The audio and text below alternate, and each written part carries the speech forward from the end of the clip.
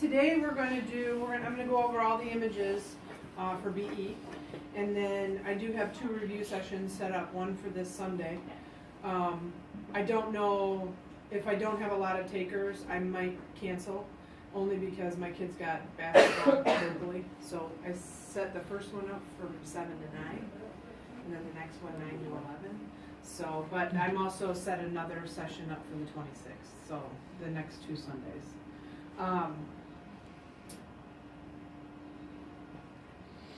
I think that's it as far as our schedule is concerned. You guys will have a review day on the on the 4th. So I won't be here. Ildy will be here.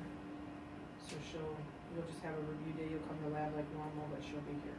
Okay. It was set up for a review day anyway, so. Okay, so we're going to do small bowel and BEs today. So small bowel is pretty simple. I'm sure you guys have talked about it in lecture, correct? Yep, yesterday. So small bowel would be, it might be run in conjunction with a UGI. So you might do the UGI, and so you drink basically a cup of contrast. They do the doctor will do all his imaging for UGI. You might do the imaging, and then you'll have the patient drink another cup, and then you'll take the small bowel film, and that would be your 0 minute.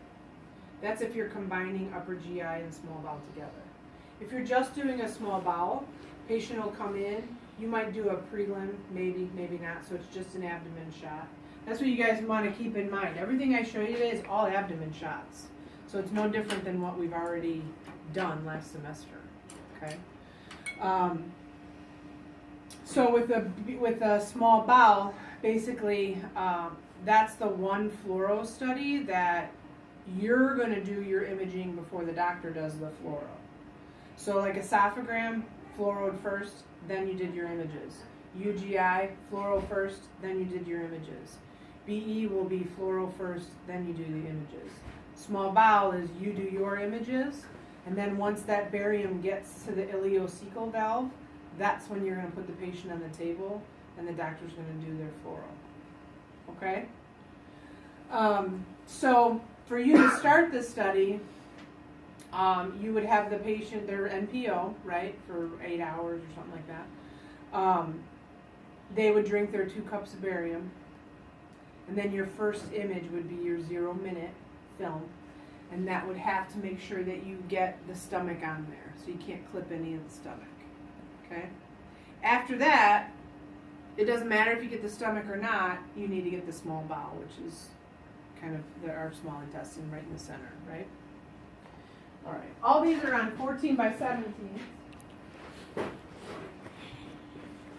I only took pictures of 2 views today, just because there's not really anything, it's just a bunch of abdomen shots. There's no colon or anything in the dummy, so I can't really, it's not going to look any different than what you guys are used to having seen already. All right.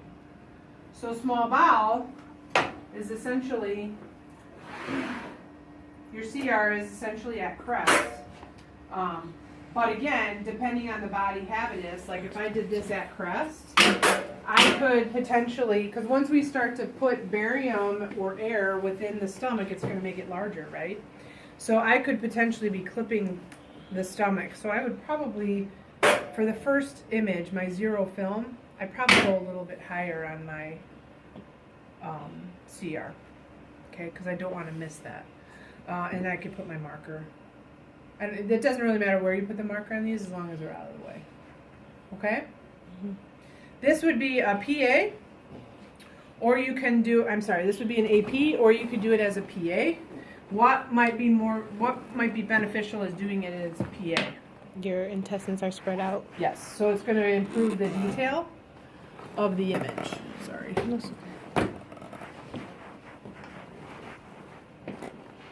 And again,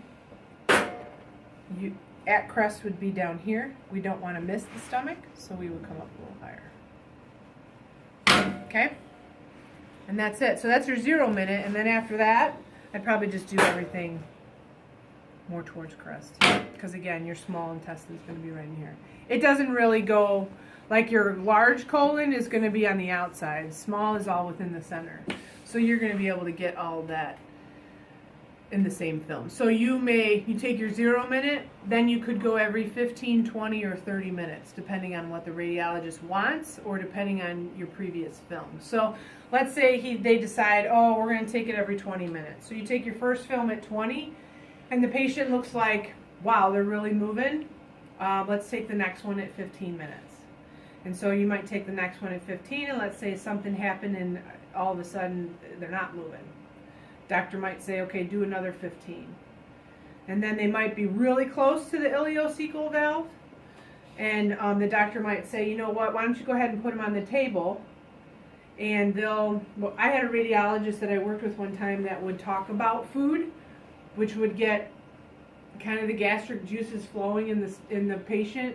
And they're thinking about it, and you can see it on the fluoro, that how the barium starts to move. And the doctor would say, so what would be the most delicious breakfast if we let you have breakfast this morning? And tell me everything that you eat that you maybe wouldn't normally eat. Like if they said, well, I just have some eggs. Well, come on, just eggs? Like, wouldn't you want to put some cheese on it and have some potatoes, some home fries, maybe steak? And the patient's like, well, yeah. So, and then again, you can see that barium moving. The other thing is too, so if this was, your imaging would be done in a PA. The doctor's imaging, they would be face up. So now the doctor might take that F paddle and start to push to kind of, not necessarily, to help it kind of move along a little bit, but then also, because it looks like a circle, right? So he could do that and then take an image and kind of spread it out and make that detail better. Okay? So it has almost the same effect as if the patient was laying on their belly. Okay? And then after that, after they get, to the ileocecal valve and the doctor takes their imaging, then you're done. The patient's done. It's over. Sometimes I've seen it take as long as, especially, if let's say it's an inpatient, so they're not really moving around as much anyways. Let's say they've been there for a few days. Let's say all of a sudden they have a blockage and they're trying to figure out why.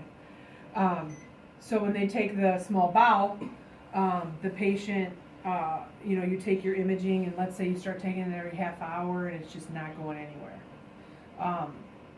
Instead of leaving the patient in your department laying on this hard table, the doctor might say, why don't you go ahead and just take them to their room and take an image in an hour, or take it in 2 hours. Sometimes I've seen it where they may take it in 4 hours. They may wait and take it the next day, because maybe it gets to the ileocecal by the next day, and they miss that opportunity for fluoro. But then the doctor can pretty much say what's going on at that point. So, also if you have a patient that's just kind of a walkie-talkie patient and it's kind of like not moving very well,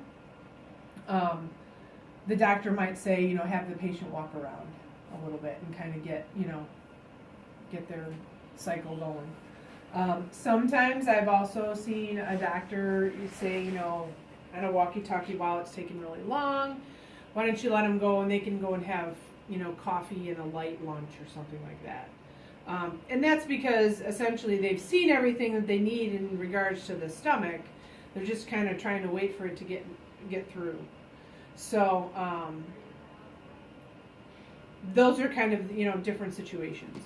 The thing with fluoro that you guys as students all need to understand, there is a different test-off that we do now. There's a different form. I think you guys have all seen it. And as you guys have experienced fluoro and watching it, there's more to it than just taking pictures. It's a lot different than just taking images in a hand. There's, you have to set it up, and then everything in between, and then take down. So there's more involved. You have to know what to prepare, how to prepare. Your line of questioning might be different. The way you talk to the patient might be different. You're definitely spending more time with them than you would on your general x-ray. So you want to take a little bit more time and efforts with those patients. Okay. So that's it for small bowel. Any questions? Technique. Technique is, so what's in your book, what we've gone over is single, double, and iodine contrast. For a small bowel is not a double. You can't put air in there. So you would treat it as a single study. Single kV is 100 to 125. And then, so a normal, this patient abdomen without contrast would be like an 80 at 15 or 80 at 20, let's say. So if I'm going to up my kV, what's going to happen to my mass? It's going to go lower. It's going to go down. So if I say 115, my mass might go to 8 or 10. Okay? So that would be your technique for your small bowel. Okay? So we're going to move on to BE. BE, you're going to do a prelim picture. So again, it's just going to be your typical, this is before you put any barium in. You're just going to take an abdomen picture. Okay? Part of this is done sometimes to check the colon to make sure that any fecal matter has come out.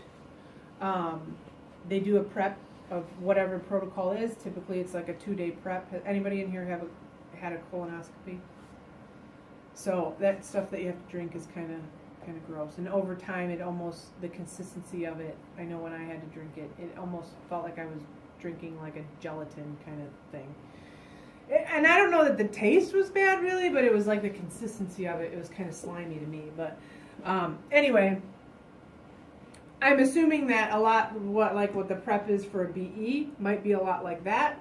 You want to make sure you're cleaned out. If you're not cleaned out, it's a lot like if you take a chest x-ray and you have if I have a necklace on with a charm and I take my chest x-ray, I'm not going to see anything underneath that charm, right?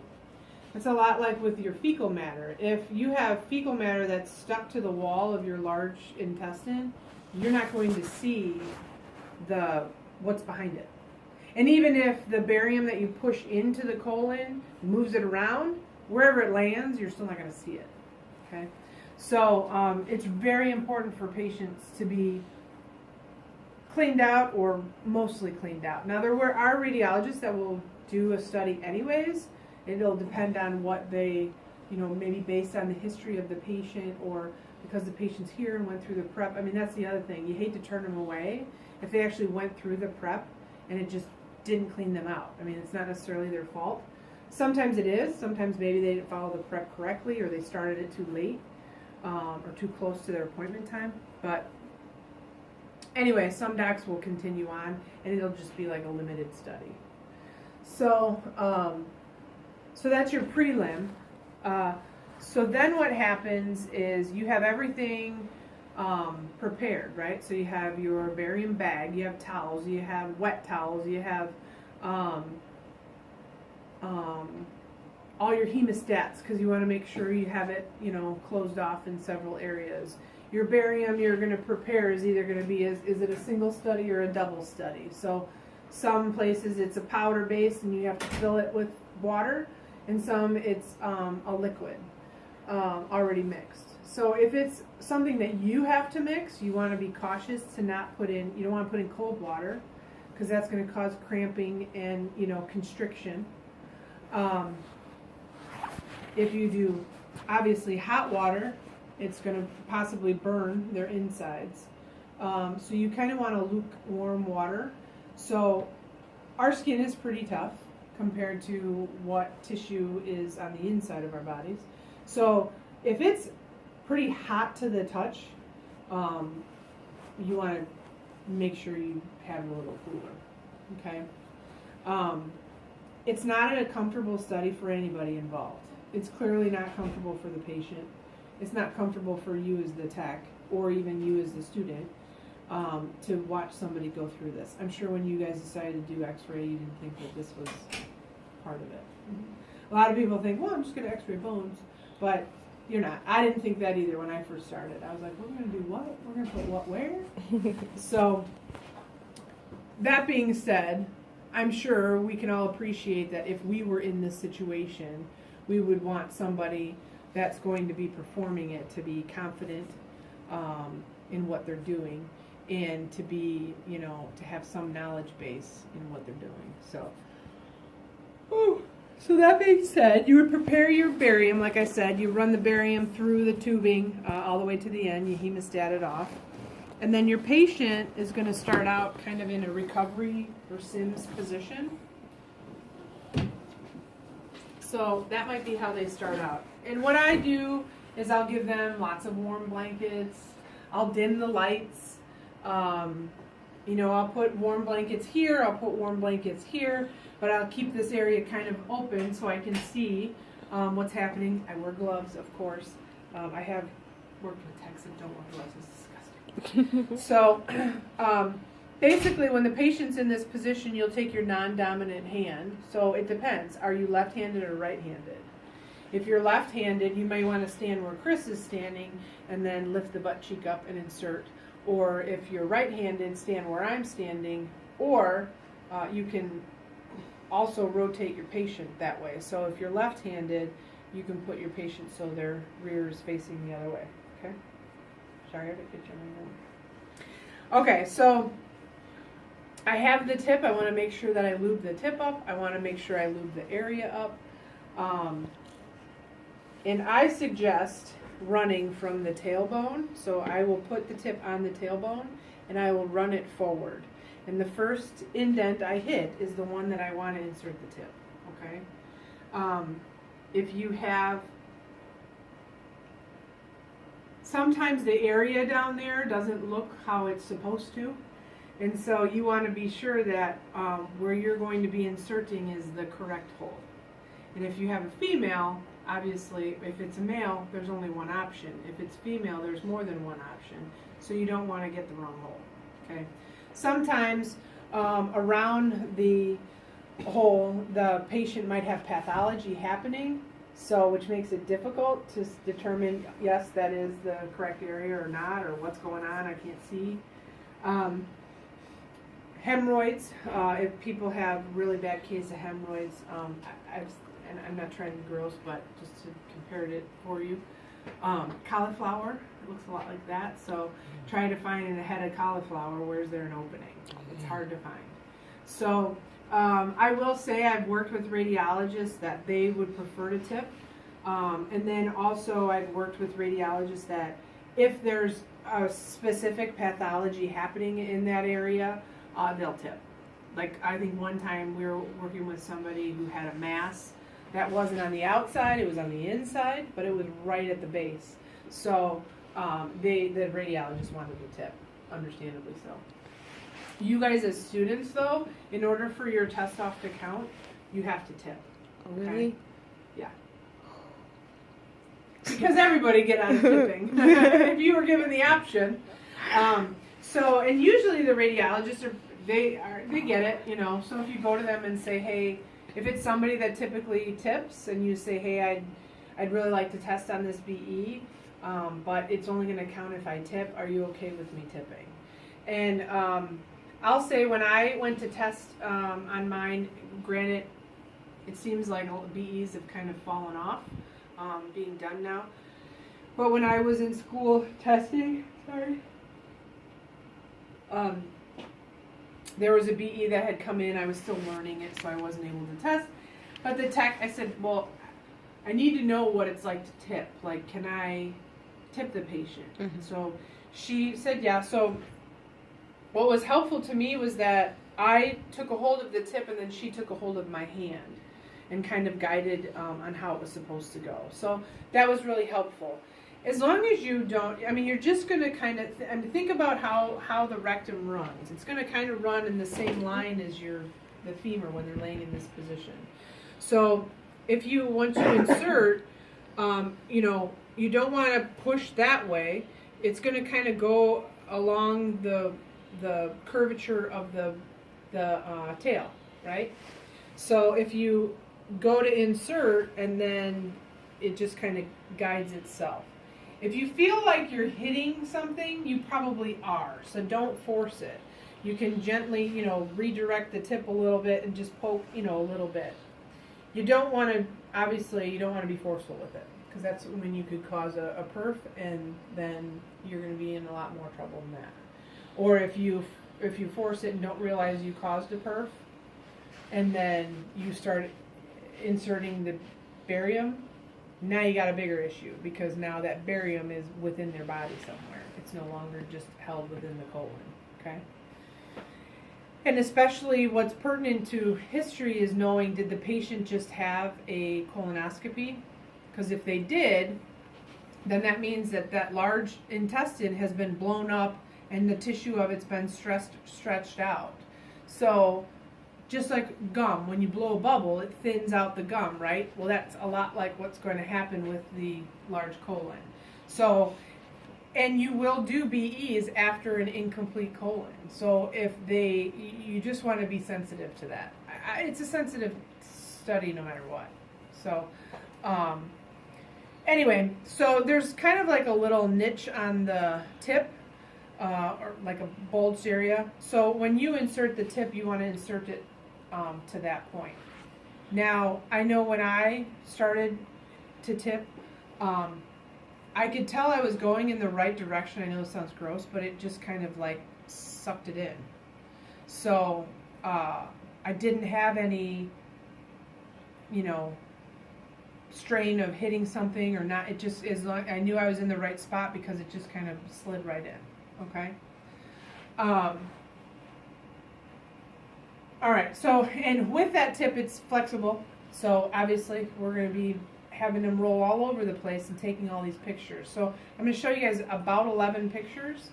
And when you do a BE, and when you see them out there, a lot of times you'll see them do 2 cross, because they don't want to miss anything, number one. Number two, because, you're taking pictures and this patient has something up their butt. So the faster you can move along with this exam, the better it's for everybody. Okay? So you don't do the tipping or anything until the doctor gets in the room. And then the doctor is the one who releases the barium to start throughout the colon. And you can, they'll say barium on, barium off. You do the hemostats in wherever areas. If you guys are going to start doing more barium stuff or whatnot, you may want to throw an extra change of clothes, change of scrubs in your car. The barium will come out when you take it home and wash it in your normal laundry. But if you try to wash it like off of you that day, it's probably not, you need to take it home and launder it. It's not, you can't just, if you get a significant amount on you, you don't want to walk around with that all day. It's kind of like liquid whiteout. Yeah. It's kind of like liquid whiteout. That's kind of the consistency of it, and that's how hard it is to get rid of it. Yeah, it'll wash. They do like UGIs and stuff all the time at Papa. And I had a little spot here, and I'm like, oh, let's take a little wet paper towel. And it would just get this big stream. I'm like, yeah, hey, yeah. Just keep smearing. So, okay. So, with the pictures, you're going to do either, you're going to do either an AP or, these are all your options, okay? AP or PA. We have 4 different obliques that are going to show different things. Typically, you only have to do 2 of them. You do whatever protocol is. You'll have a sigmoid shot, and you'll have some sort of a rectum shot, okay? Now, that's with all your studies. So a single is going to consist of AP or PA, RPO, LPO, RAO, LAO, 2 of those, a sigmoid shot, and then a lateral rectum. If it's a double study, you'll have your APPA, the obliques, right lateral DQ, left lateral DQ, a sigmoid shot, and either a ventral or dorsal DQ. So notice the difference in what I said. I gave you all your pictures, and the only ones that were different are the DQs. So if there's DQ in the title, that's for your double study. Okay? The one that'll drop off is your lateral rectum.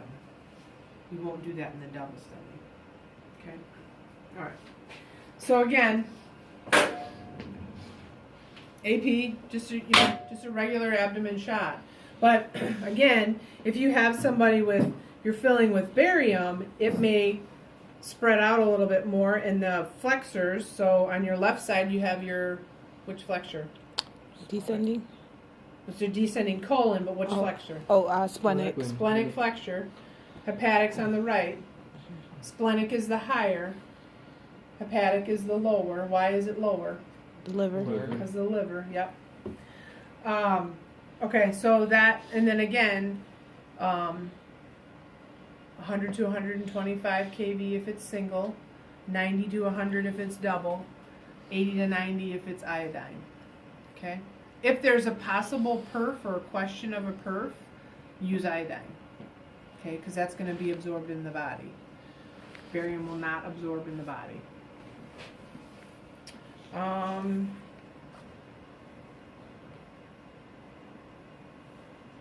So PA, I'm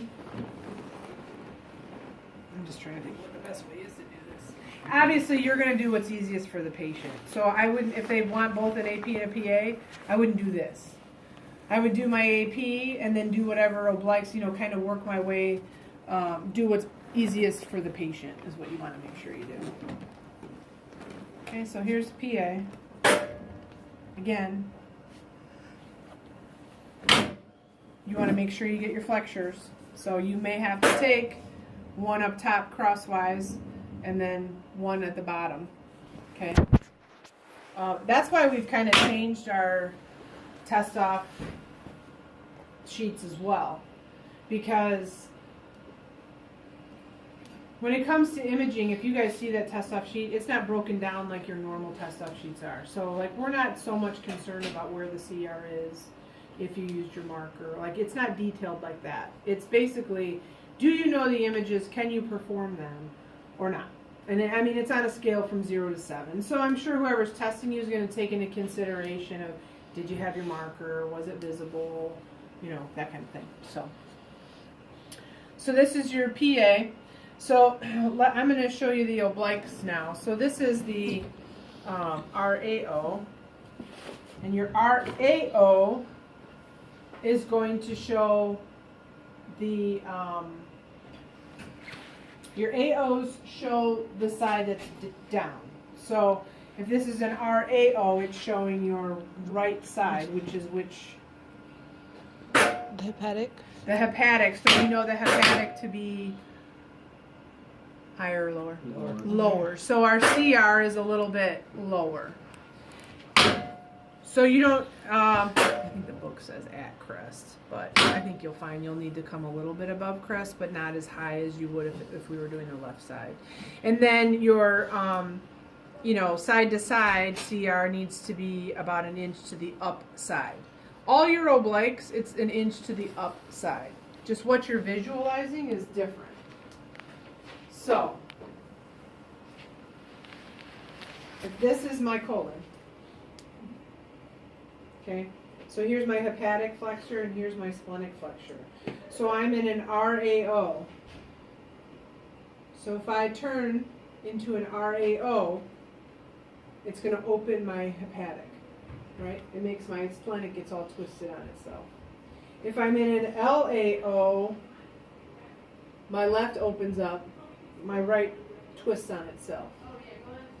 If I'm in, so say I'm laying on my back now, if I'm in an LPO, this is twisting on itself and it's opening up my right. So now it's the opposite. If I'm in an RPO, my right twists on itself, opens up my left. Make sense? So if I am in a RAO, what is the posterior oblique that would be the same? LPO. LPO is the same as an RAO. And your RPO is the same as an LAO. Okay? I'm trying to emphasize it because I know when I was a student it was confusing. So any questions about this? So that was my RAO. Now we'll do my LAO.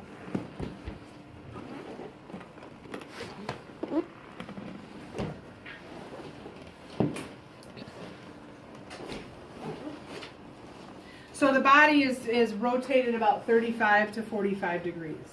And so that's the other thing too.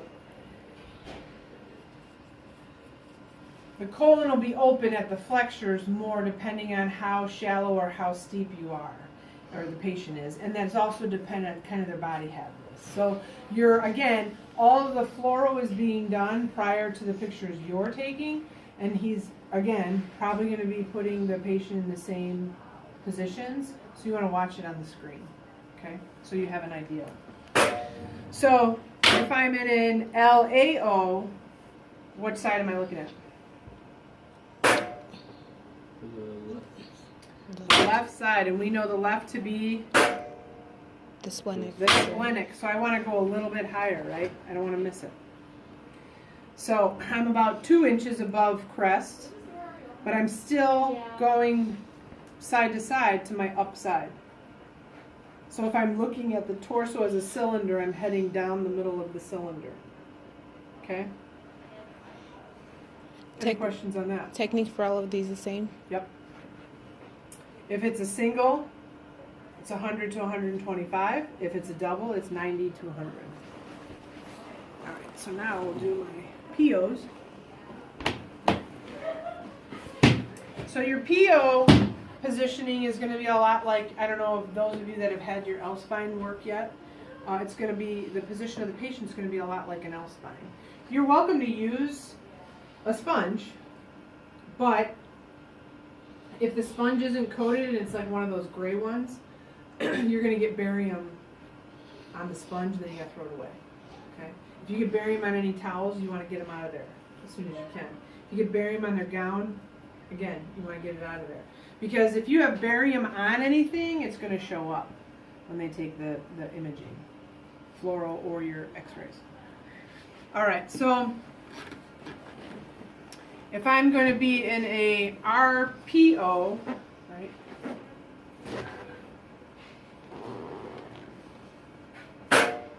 What side am I looking at? Splenic flexure. Splenic flexure. So I want to be a little bit higher, right? About an inch or two. And I'm still going, though, my CR is still going to go to the upside. Now, if I go to the upside about an inch, or I'm in the middle of the cylinder, I have a bunch of light over here. So I don't need all that light. It's a lot like what we did when we did the UGI. You want to compensate for that. But at the larger of a patient that you have, you're not going to have this extra light over here. Okay? So you still want to go towards the cylinder, the center of the cylinder. Okay? So then my RPO, my LPO, I'm looking at what? Right. The right side, the hepatic side. And I know I'm probably annoying you guys by asking so many times, but